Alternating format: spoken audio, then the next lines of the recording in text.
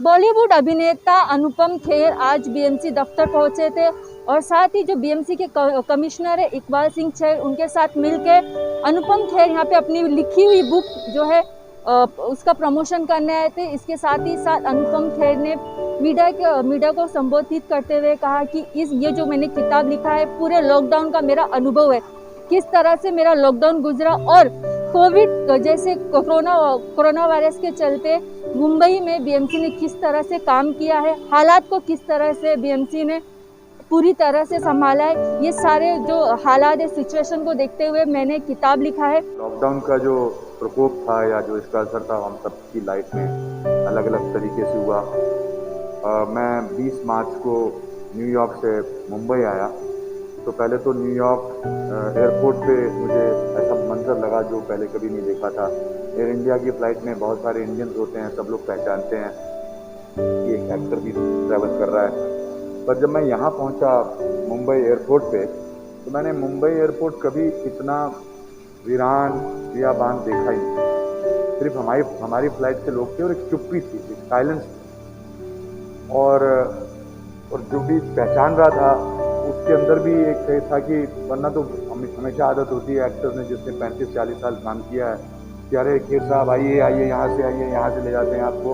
उस समय प्रोटोकॉल जो था, जो डिसिप्लिन था, बहुत ही कमाल का था और उन्होंने कहा नहीं आप ठप्पा लगाइए, यहाँ क्वारंटीन करिए। पर जब जैसे चहल साहब ने बताया कि इनको इस पूरे जर्नी में कोई नज़र नहीं आया, जब मैं एयरपोर्ट से बाहर निकला, I was one of the first people to get out. तो एयरपोर्ट से लेकर, इंटरनेशनल एयरपोर्ट से लेकर, मैं जुहू में रहता हूँ, एक आधी गाड़ी मुझे नज़र आई होगी। तो मुझे लगा कि मैं एक तो डिज़ास्टर फिल्में नहीं होती जिसमें सारी दुनिया ख़त्म हो गई है और केवल 2 इंसान बचे हैं, वैसा मुझे एहसास हुआ। और मेरे घर से पहले अनिल कपूर साहब का घर है और जब भी मैं विदेश से आता हूँ तो पहले उनको मिलता हूँ। तो उन्होंने मुझे मैसेज भेज दिया था कि अभी 14 दिन शक्ल मत दिखाना या नहीं मिलेंगे। जब मैं नीचे आया मेरे लोग तो सबके मास्क लगे हुए थे। जो मेरे डोमेस्टिक हेल्प हैं उनकी भी आंखों में कोई गर्म जोशी नहीं थी। मेरा बेटा भी दरवाजे से निकला, उसने भी कोहनी से लग के ऐसे हेलो बोला। तो एक फियर मेरे अंदर आया, क्योंकि हम जो फियर जो नॉन चीज़ों से होता है, जो जानी पहचानी चीज़ों से, चाहे वो दुश्मन हो, चाहे वो जानवर हो, चाहे वो कोई भी बीमारी हो, उसका फियर हमें पता होता है इसका क्या इलाज करना है। मगर इसका फियर जो था अननोन था कि पूरी जो मुंबई की सड़कें, घरों में लोग शांत चुपचाप डरे हुए, वो डर मेरे अंदर भी आना लाजमी था और अनसर्टेनिटी की फीलिंग थी, फियर था कि क्या होगा। पर मैं बहुत आशावादी आदमी हूँ, मैं बहुत ही ऑप्टिमिस्टिक आदमी हूँ। मैं हर बुरी सी बुरी सिचुएशन में कोई ना कोई अच्छी किरण ढूंढ लेता हूँ, एक सिल्वर लाइनिंग ढूंढ लेता हूँ काले बादलों के बीच। पर इसमें मुझे 2-3 दिन कुछ नज़र नहीं आया। तीसरे चौथे दिन जब मैं सुबह उठा तो मैंने पक्षियों के चहचहाने की आवाज़ पहली बार मुंबई में मेरे घर के बाहर सुनी, और उससे ज़्यादा मैंने सुनी कोयल की आवाज़। मैंने सुनी ही नहीं थी 39 साल में कभी कोयल की आवाज़, बिकॉज ट्रैफिक, लोगों का उतना, यहाँ तक कि मैं उसके साथ जुगलबंदी करने लगा। वो वहाँ से बोलती थी और मैं यहाँ से जाता ये ऐसे मैं करता था। तो मैंने सोचा ये तो देखो, ये प्लस पॉइंट है। जो चीज़ मैंने अपने 39 साल मुंबई के रहने में देखा वो कभी सुना नहीं। फिर आसमान नीला नज़र आने लगा, फिर ये नज़र आने लगा कि इंसान जो है वो घर के पिंजरे में अंदर बंद हैं और जानवर और पक्षी जो है वो बाहर घूम रहे हैं। इस तरह से मेरा पॉजिटिव एटीट्यूड शुरू हुआ और फिर इस बात का भी एहसास हुआ कि हमें इस कोविड ने और इस पैंडेमिक ने और इस लॉकडाउन ने इस बात का एहसास करा दिया कि हमें सिर्फ 3 चीज़ों की ज़रूरत महसूस होती है ज़िंदगी में। एक चीज़, जैसे तैसे हम अपने घर वालों के पास पहुंच जाएं, माँ बाप के पास पहुंच जाएं, भाई बहन के पास पहुंच जाएं, बीवी बच्चों के पास पहुंच जाएं, ये पहली चीज़। दूसरी चीज़, हमें एसेंशियल कमोडिटीज़ चाहिए, खाना पीना मिल जाए, चूल्हा, तेल, सब्जी, रोटी। और तीसरा, वाईफाई चलना चाहिए। और किसी चीज़ की ज़रूरत ही नहीं थी। और हम ऐसी अपनी ज़िंदगी में भागते रहते हैं, लुई विटान का बैग ले लो, गैस के गॉगल्स ले लो, इतने सारे। मैंने तो पिछला पूरा लॉकडाउन का पीरियड 8-9 महीने का 3 ट्रैक पॉइंट्स में ही गुजार दिया और वो भी नहीं पता लगता था जूम कॉल में नीचे क्या पहना हुआ है, पजामा पहना हुआ है या शर्ट पहनी हुई है।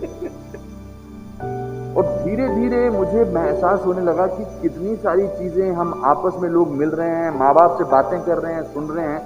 फिर मैंने चहल साहब की नियुक्ति हुई और मैंने इनको मुबारकबाद दिया। मैं इनको थोड़ा पहले से जानता हूँ, इनके काम के बारे में मैंने सुना हुआ है और देखा भी हुआ है।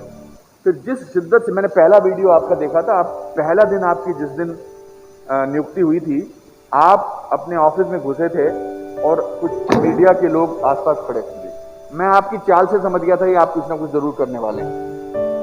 एक स्फूर्ति थी, एक जोश था।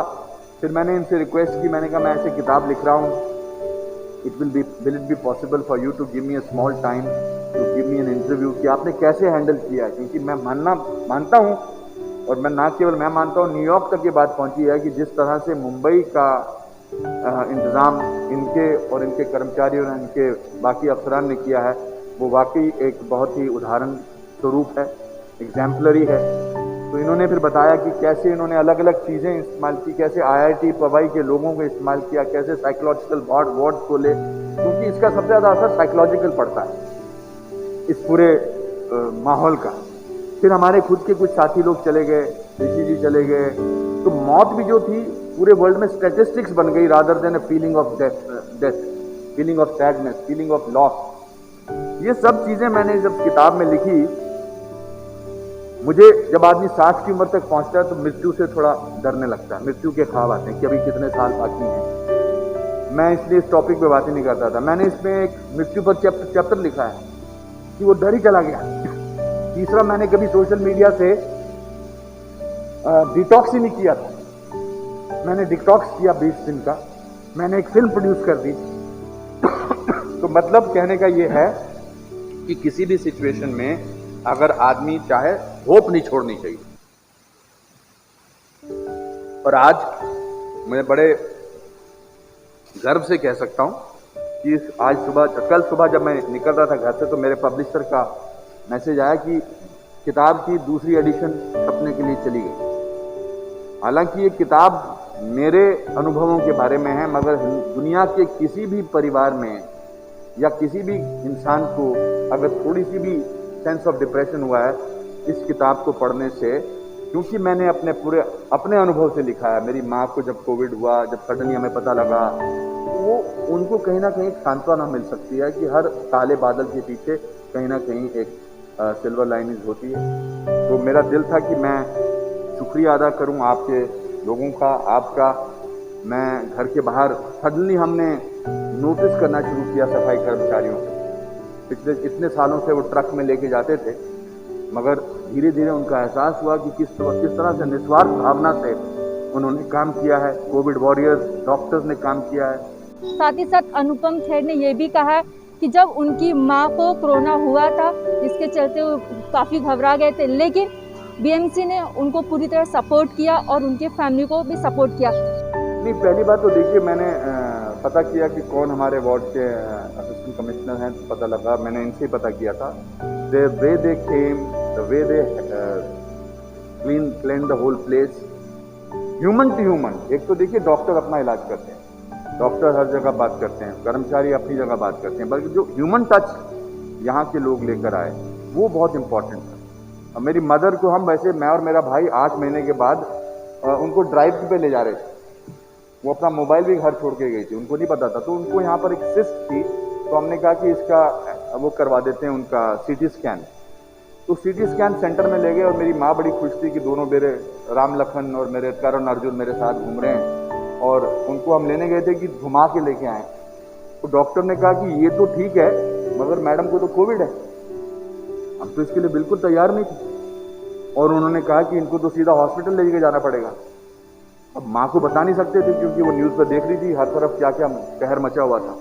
तो मैंने अपने भाई को कहा कि हम भी करवा लेते हैं। तो हम भी लेट गए उस मशीन में, और मेरा भाई पॉजिटिव निकला, मैं नेगेटिव निकला। I was suddenly feeling guilty कि मैं नेगेटिव क्यों निकला। फिर मैं माँ को लेके गया हॉस्पिटल, कोकिला बहन, तो वो कह रही हॉस्पिटल क्यों लेके जा रहे हो? हमने कहा नहीं आपका कुछ टेस्ट कराने हैं। तो वो बोली कि राजू क्यों नहीं आ रहा साथ में? अब उनको कैसे बताऊं कि राजू को तो घर जाके क्वारंटीन करना है। तो 7-8 दिन वहां रखा, but every step, every day, I must say the people from BMC were calling up कि किसी चीज़ की फिक्र मत करिए, अभी ये है, अभी यहाँ ये फेज़ पे पहुँच गई हैं, हम आपके घर जा रहे हैं, हम आपके घर को सैनिटाइज कर रहे हैं, और कोई प्रॉब्लम हो, वो I think that was a very very great effort bye them. हालांकि यहाँ पे अनुपम खेर ने साफ तौर पे जाते जाते कहा कि मैं सिर्फ अपनी बुक को लेके बात करने आया हूँ और यहाँ पे किसी और टॉपिक से बात नहीं करूँ, यानी कि किसी और मुद्दे पे बात करने से साफ तौर पे अनुपम खेर बचते हुए नजर आए। इतने सारे लोग फ्रंट लाइन में रहकर उन्होंने काम किया, तो जब कोई अच्छा काम करता है तो उसका कृतज्ञता दिखानी बहुत ज़रूरी है। बस यही मेरा आज का मुद्दा था। और ऑफकोर्स किताब की मार्केटिंग भी इससे होती है। अब आप इससे पहले की सवाल पूछें कि आप किताब की मार्केटिंग करने आए हैं, जब तक किताब बिकेगी नहीं, सुपर हिट नहीं होगी, तब तक लोगों तक पहुंचेगी कैसे? तो इससे पहले मैं आप इस तरह का सवाल पूछे, मैंने पहले ही जवाब दे दिया। ये एक अपॉर्चुनिटी भी है मेरे लिए चहल साहब को किताब देना और पब्लिकली बात करनी चाहिए। पब्लिकली मैं इनको फ़ोन करके बोल सकता, चहल साहब बड़ा बड़ा थैंक यू, आपने इंटरव्यू दिया और बहुत बहुत शुक्रिया, अपने लोगों को बता दीजिए। ये विश्वास मोटे जी हैं, ये हमारे के वार्ड के हैं।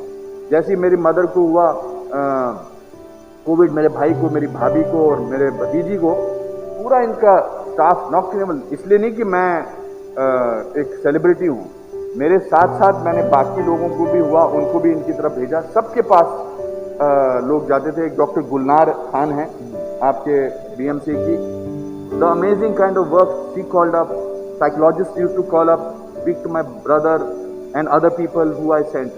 So they have done a fantastic job, and it's time to say thank you to them publicly. And I'm thankful to all of you and to all the people who have done great work. We have a possibility, abhi andar baat chal rahi thi, we have a possibility. The city is recovering towards, the rate is becoming better and better, and hopefully it's important to sort of to acknowledge the good work that is being done. But that's all I needed to say. And आज सिर्फ इसी मुद्दे पर बात होगी, सिर्फ thank you का मुद्दा है, और किसी मुद्दे पर आज बात करने के ना मैं पक्ष में हूँ और ना ही मैं किसी और सवाल का जवाब देना चाहूँगा। Thank you. एचएम न्यूज़ के लिए सरिता शर्मा।